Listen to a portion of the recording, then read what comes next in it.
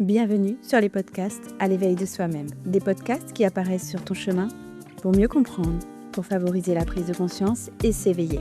Je suis Audrey, coach et thérapeute spécialisée en accompagnement émotionnel et fondatrice d'Éveil Soi-même. Un espace dédié à la découverte, à la prise de conscience et à l'épanouissement personnel.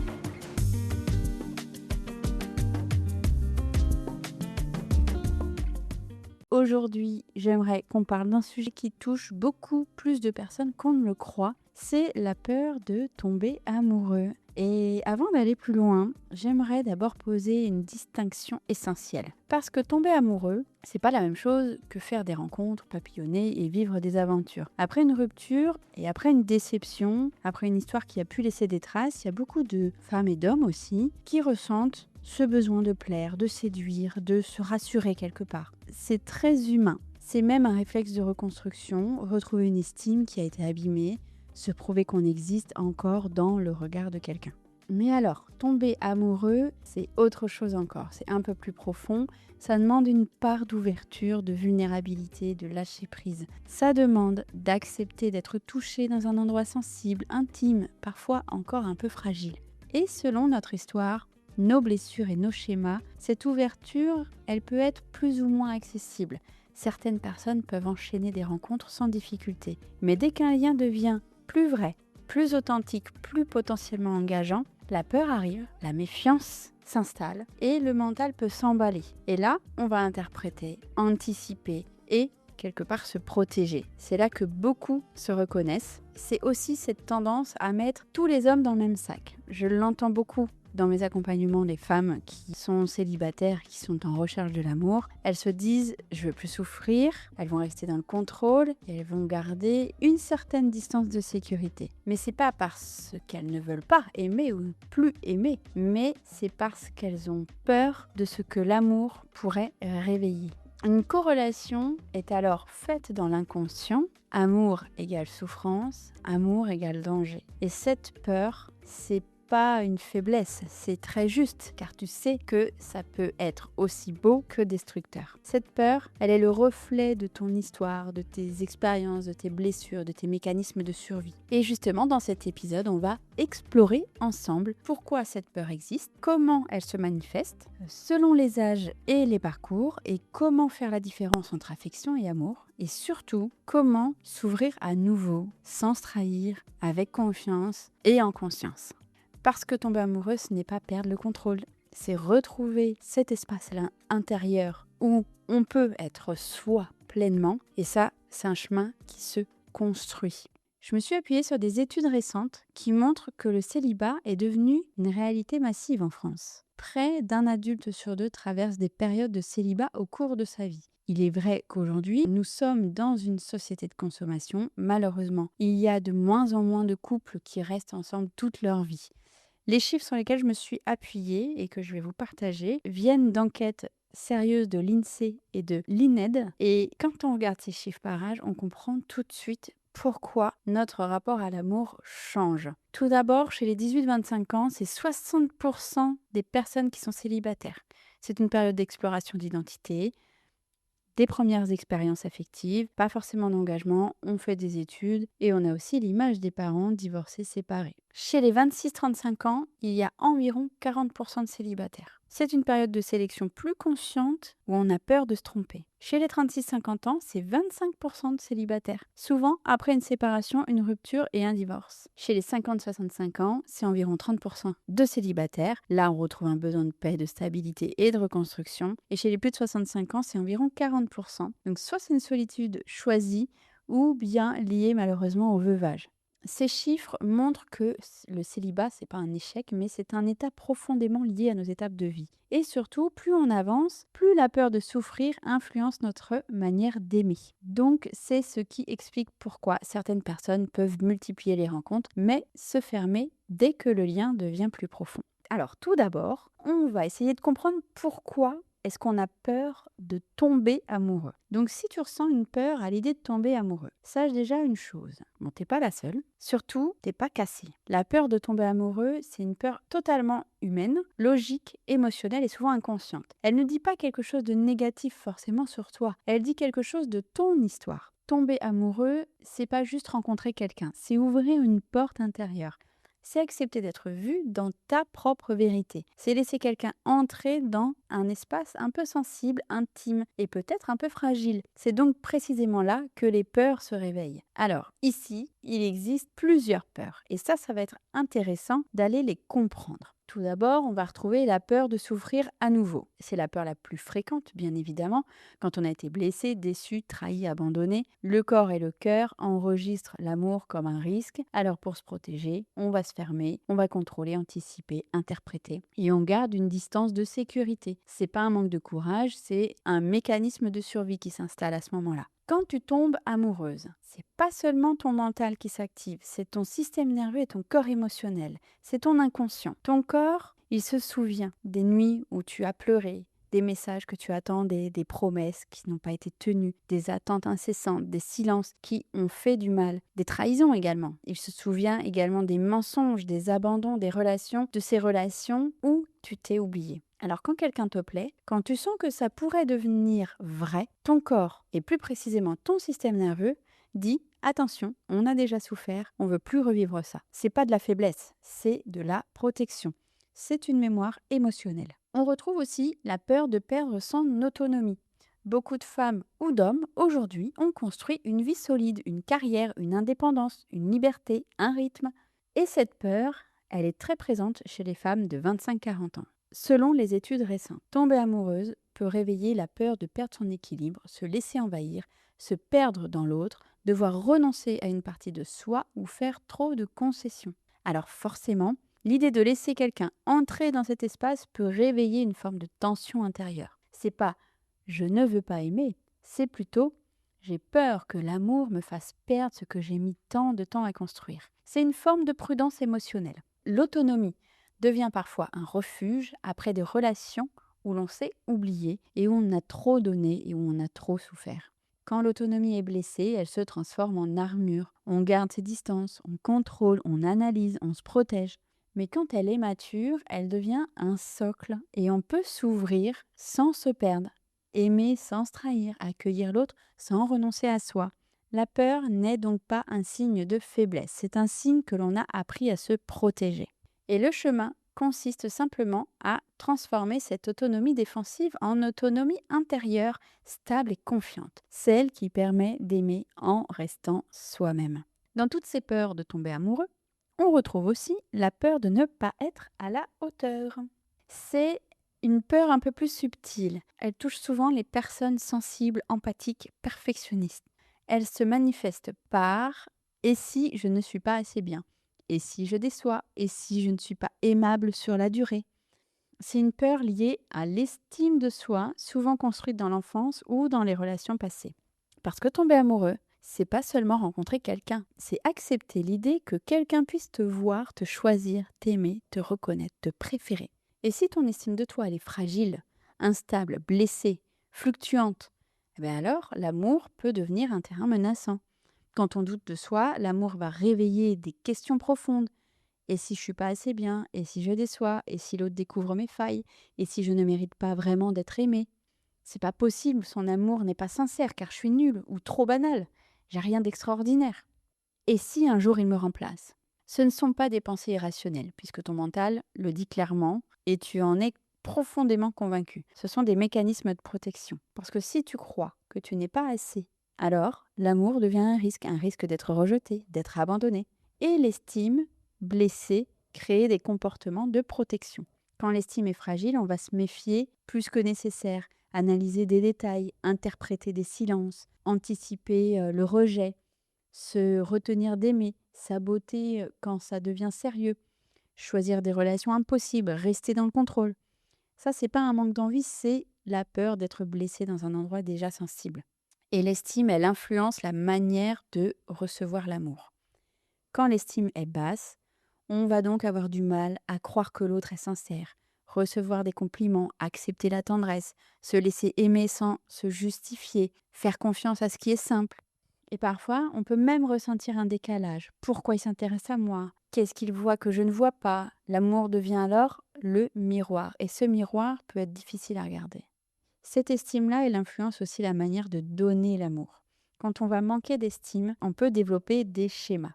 Trop donner pour être aimé, s'adapter pour ne pas décevoir, se surinvestir, s'oublier, confondre amour et validation, confondre attention et valeur personnelle. On aime pour être rassuré, pas pour être en lien. Et ça crée des relations déséquilibrées. Et quand l'estime est bonne et stable, elle permet un amour plus sain. L'amour devient alors un partage, pas une preuve. Une rencontre, pas une réparation. Une ouverture, pas un danger. Un choix, pas une dépendance. Et on peut s'ouvrir sans se perdre. Aimer sans se sacrifier, recevoir sans douter, poser des limites, dire ce qu'on ressent, accueillir l'autre sans se comparer.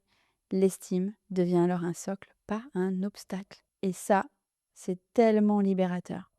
Une autre peur qu'on peut aussi ressentir, c'est la peur de répéter des schémas. Quand on a vécu des relations toxiques, des partenaires indisponibles, des ruptures brutales, des relations à sens unique, le cœur associe l'amour à un danger émotionnel. Alors on va se protéger en évitant l'attachement, en choisissant des relations impossibles, en sabotant inconsciemment et en restant dans le contrôle. Et ça, c'est un conditionnement émotionnel. Et ces schémas-là, c'est un programme émotionnel qui s'est construit dans ton histoire, dans tes relations passées, mais pas que. C'est aussi souvent dans l'enfance. Et cela, ça influe la manière dont tu t'attaches, dont tu choisis et dont tu te protèges. Tant que ce schéma n'est pas conscient, il dirige la relation à ta place.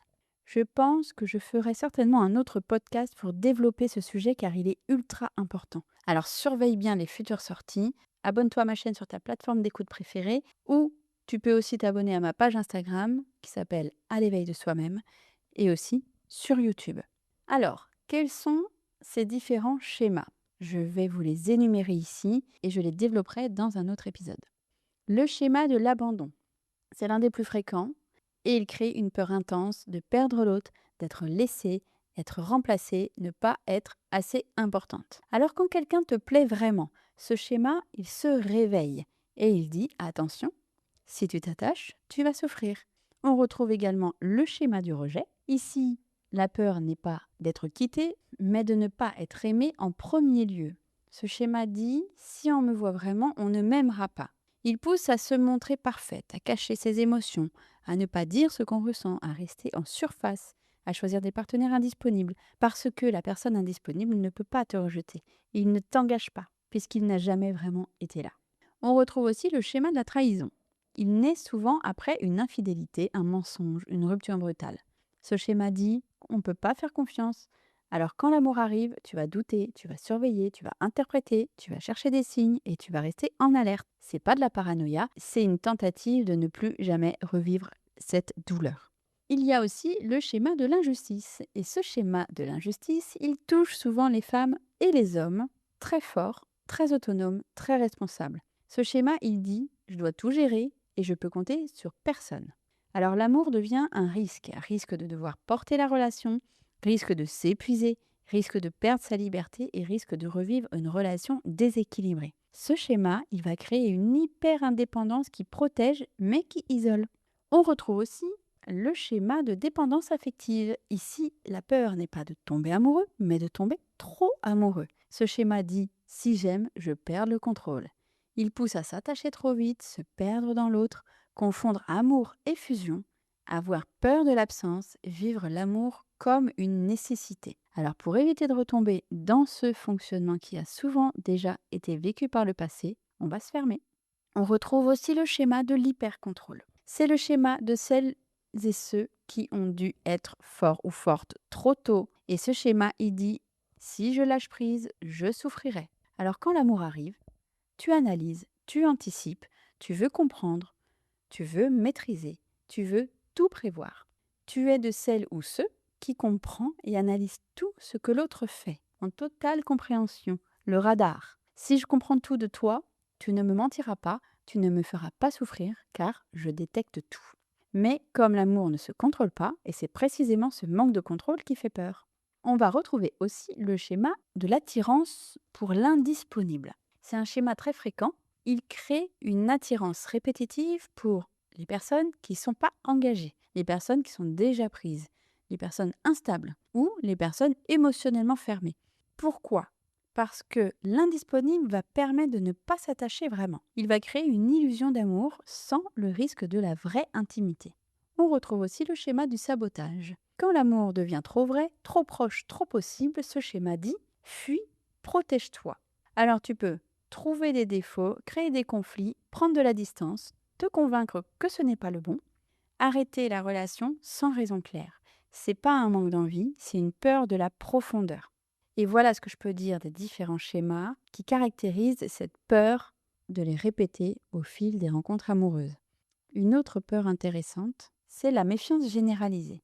Je le vois souvent dans mes accompagnements, beaucoup de femmes mettent tous les hommes dans le même sac.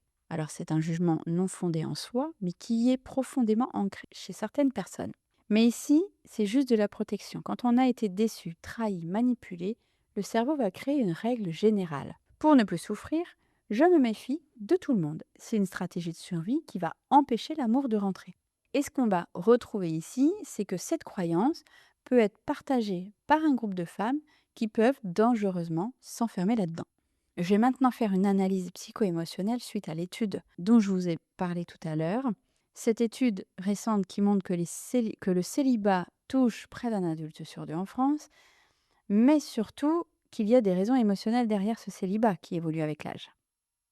Et c'est exactement ce qui explique pourquoi la peur de tomber amoureux n'a pas la même forme à 20 ans, à 35 ou à 55 ans. Chaque âge va porter ses propres enjeux, ses propres blessures, ses propres attentes. Et comprendre ça, c'est déjà apaiser une partie de sa peur. Chez les 18-25 ans, on va retrouver la peur identitaire. N'oublions pas que les 18-25 ans, dans cette catégorie-là, c'est 60% de célibataires.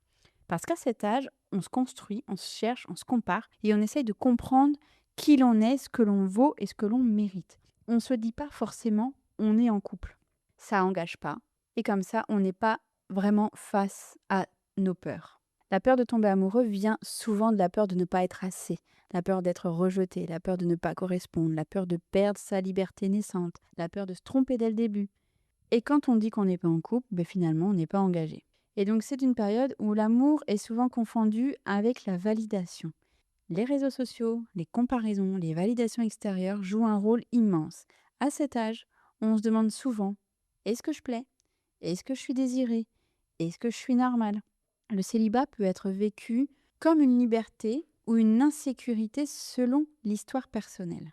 Et c'est à cet âge-là où tout commence, les premières blessures affectives, les premières relations qui laissent des traces profondes, les premières trahisons, les déceptions, les premières humiliations, les premières comparaisons. Ces expériences, elles vont créer les premiers schémas amoureux. L'abandon, le rejet, la dépendance, l'hypercontrôle. Et ces schémas influenceront les relations futures. À cet âge, on confond souvent être aimé, être validé, être choisi, être rassuré. On cherche dans l'autre une preuve de valeur personnelle.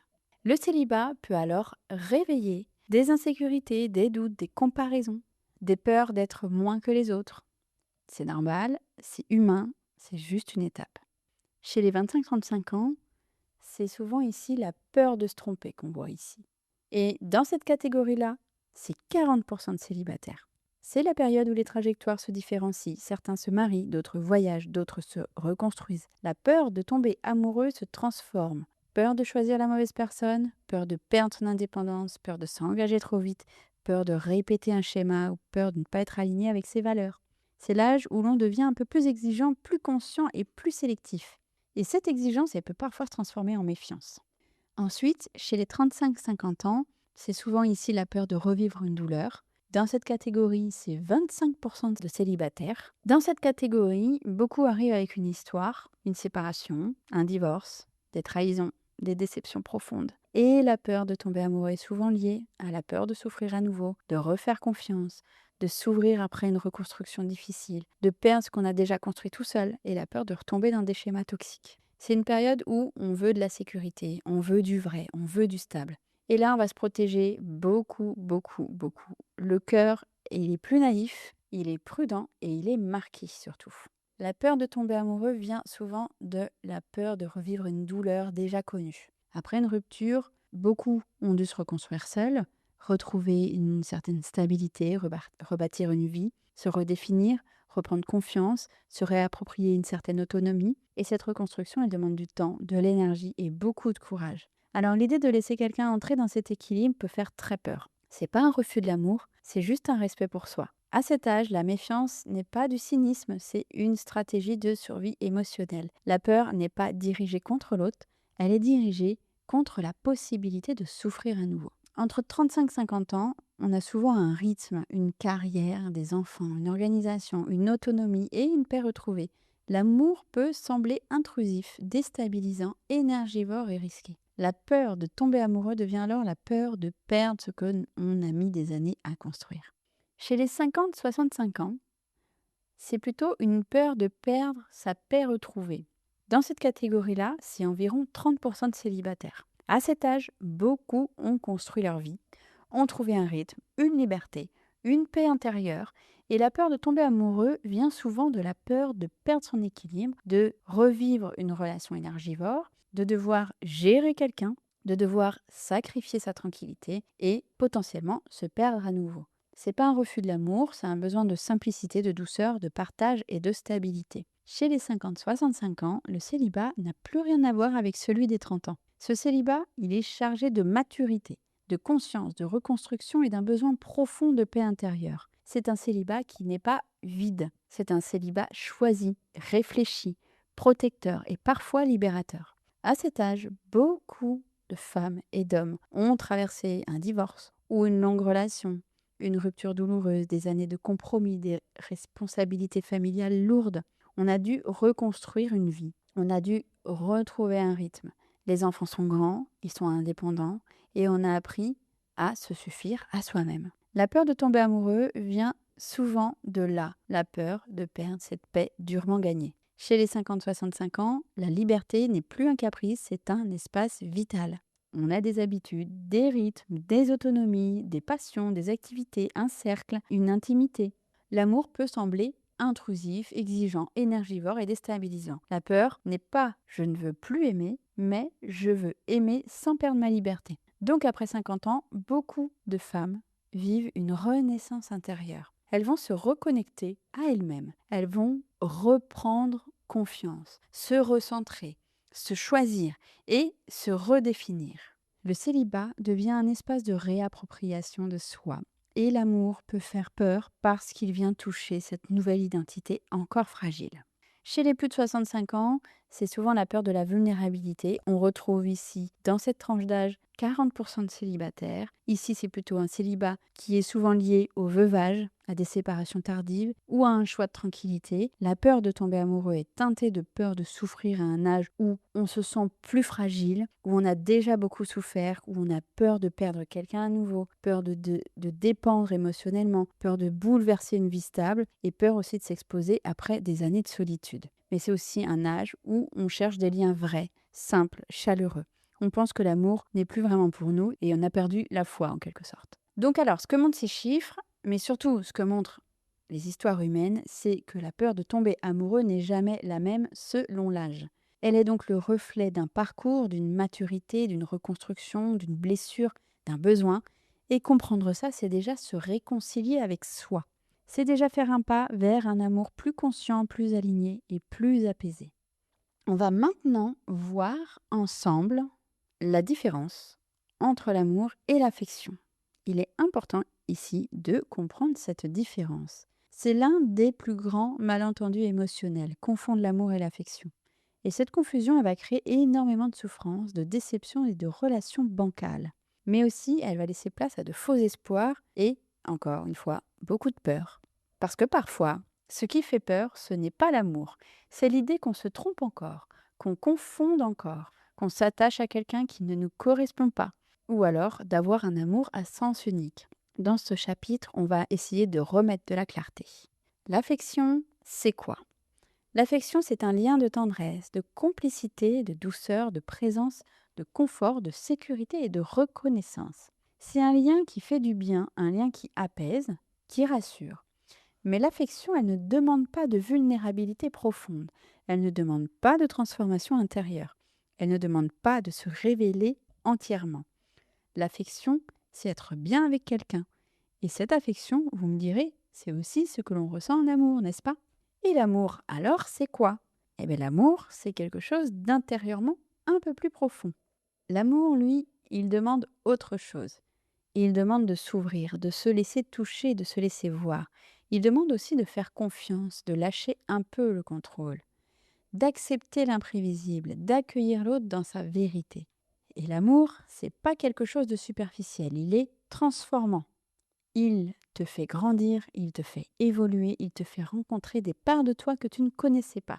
L'amour, c'est être soi-même avec quelqu'un. Alors pourquoi on va confondre les deux?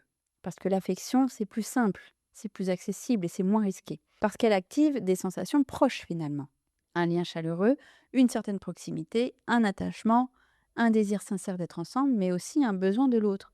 Mais l'affection peut exister sans amour et l'amour peut exister sans affection immédiate. La confusion se fait souvent entre les deux. L'affection, elle va rassurer, l'amour, il va exposer. Il est difficile pour certaines personnes de faire la distinction. Alors, quels sont les signes que ce n'est que de l'affection? Tu es dans l'affection si tu te sens bien, mais pas transformé. Tu apprécies l'autre, mais tu ne t'ouvres pas vraiment. Tu es attaché, mais pas engagé intérieurement. Tu peux partir sans être brisé. Tu ne te projettes pas, tu ne te sens pas vulnérable, tu ne te sens pas touché au cœur. L'affection, c'est quelque chose de doux, mais c'est pas quelque chose de profond. Tu peux ressentir par exemple de l'affection pour tes amis, et c'est pas de l'amour pour autant. Et cette distinction, elle peut être difficile à faire, surtout s'il y a un potentiel amoureux. Par exemple, un ami, mais tu ne sais pas si tu ressens plus que ça. Ça peut être aussi avec une personne avec qui il y a déjà eu de l'amour entre vous, et que l'amour a laissé place qu'à de l'affection. Quels sont les signes que c'est de l'amour? Tu es dans l'amour si tu te sens touché dans un endroit intime, tu ressens un feu intérieur, un désir sexuel, tu te sens vulnérable, tu as envie d'être vrai, tu veux comprendre l'autre, tu veux construire avec l'autre, te projeter, tu te sens transformé, tu te sens vivant et tu sens que ça te dépasse un peu. L'amour n'est pas seulement agréable, il est engageant, il se ressent très fort dans le corps. C'est une vibration très haute et très intense. Alors pourquoi cette distinction est essentielle pour comprendre la peur? Parce que certaines personnes disent j'ai pas peur de l'amour, mais en réalité elles n'ont connu que de l'affection. L'amour, le vrai, celui qui ouvre, celui qui transforme et celui qui touche, peut réveiller la peur de souffrir, la peur de perdre son autonomie, d'être vulnérable, de ne pas être à la hauteur ou de répéter des schémas, de s'attacher vraiment. Et ça, ce sont ces peurs qu'on a pu voir un petit peu plus tôt dans cet épisode. L'affection, elle ne fait pas peur. L'amour, oui. Et ça, c'est normal. L'amour n'est pas une obligation. La confusion, elle est normale. L'amour demande du courage. L'affection demande juste de la présence. Les deux sont beaux, mais ils sont différents. Et surtout, on ne tombe pas amoureux parce que l'autre est parfait. On tombe amoureux parce qu'il touche quelque chose en nous. Donc, comprendre la différence entre amour et affection, c'est aussi comprendre pourquoi certaines relations nous rassurent, mais ne nous transforment pas. Pourquoi certaines rencontres nous apaisent mais ne nous ouvrent pas forcément? Pourquoi certaines histoires nous attachent mais ne nous bouleversent pas? C'est aussi comprendre pourquoi l'amour fait peur, parce qu'il demande une ouverture que l'affection ne demande pas. Dans le chapitre suivant, je vais te proposer des conseils pour savoir comment t'ouvrir à nouveau à l'amour sans naïveté, sans te trahir, mais avec conscience et sécurité intérieure.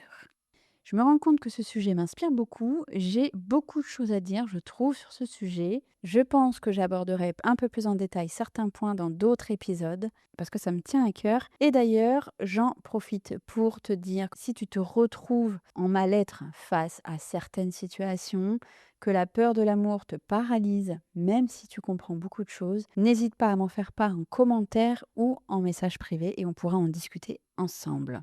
Alors maintenant, je vais te donner quelques conseils pour t'ouvrir à l'amour sans te perdre. Et s'ouvrir à l'amour après une blessure, une rupture, une déception ou une longue période de célibat, c'est pas simple du tout. C'est pas vraiment naturel et c'est pas forcément automatique.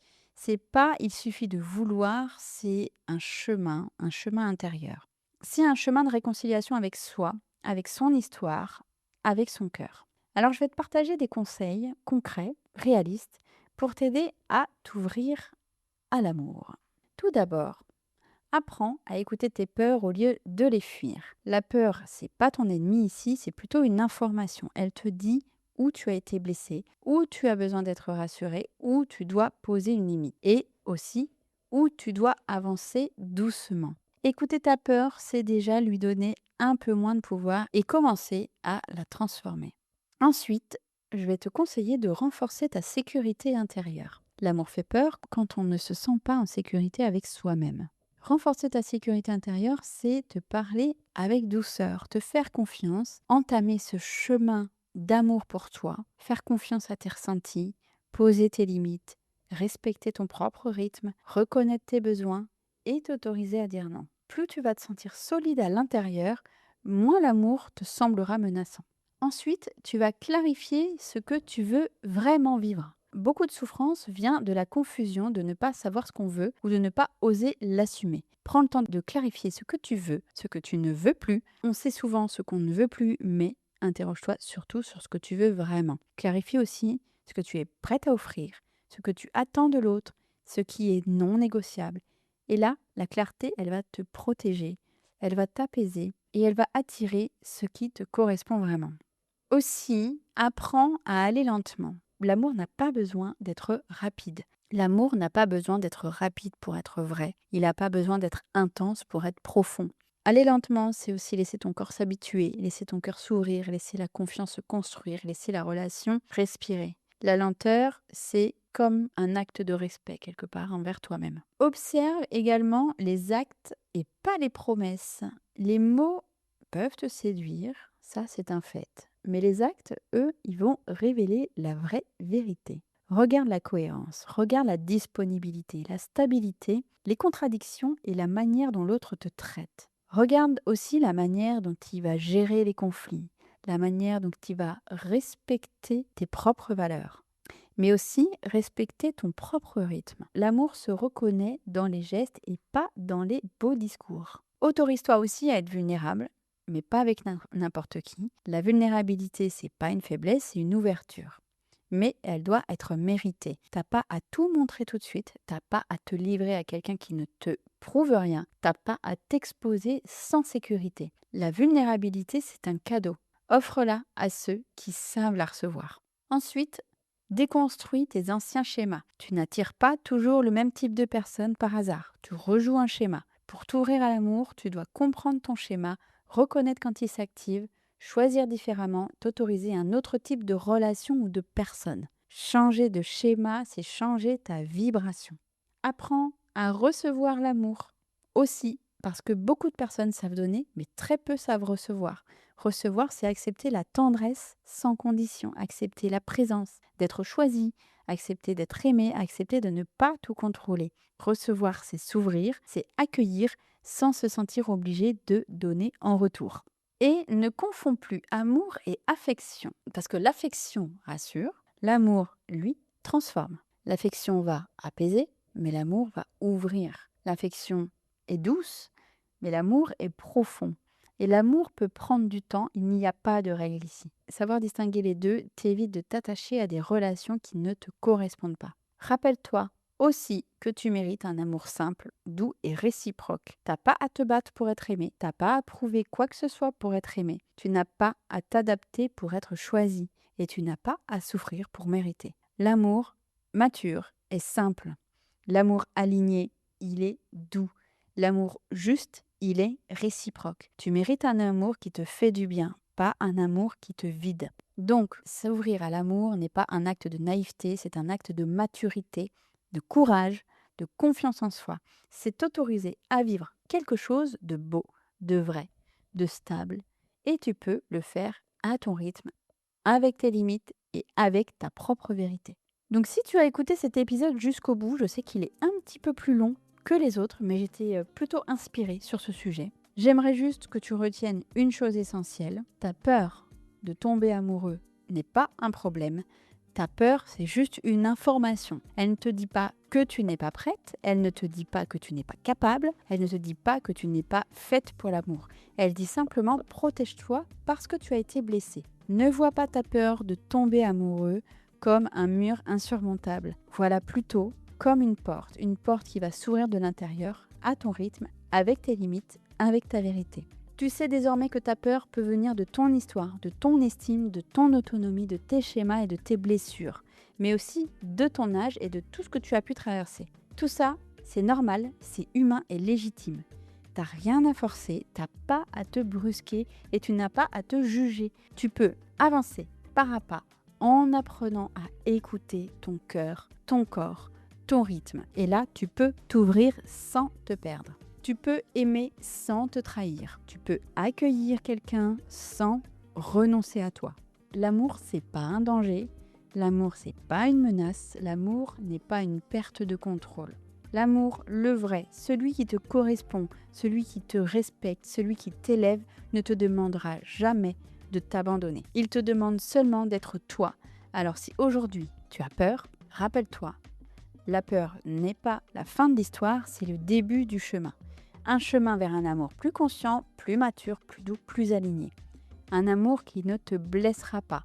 Un amour qui ne t'épuisera pas. Un amour qui ne te demande pas de te diminuer. Un amour qui te choisit, te respecte. Et cet amour-là, tu peux t'y ouvrir. Tu en as le droit, peu importe ton âge, à ton propre rythme, avec douceur, avec discernement. Alors, laisse tomber ta fatalité. Tu mérites l'amour. Tu mérites d'aimer et d'être aimé vraiment et profondément pour qui tu es. Je te remercie d'avoir été là dans cet épisode. Merci de m'avoir écouté. Merci d'avoir ouvert cet espace en toi. Et prends soin de toi vraiment parce que tu le mérites. Vous avez écouté les podcasts à l'éveil de soi-même. Je vous remercie infiniment pour votre écoute. Et si ce sujet vous a plu, je vous invite à liker et à partager à vos proches. On se retrouve très vite pour un nouvel épisode.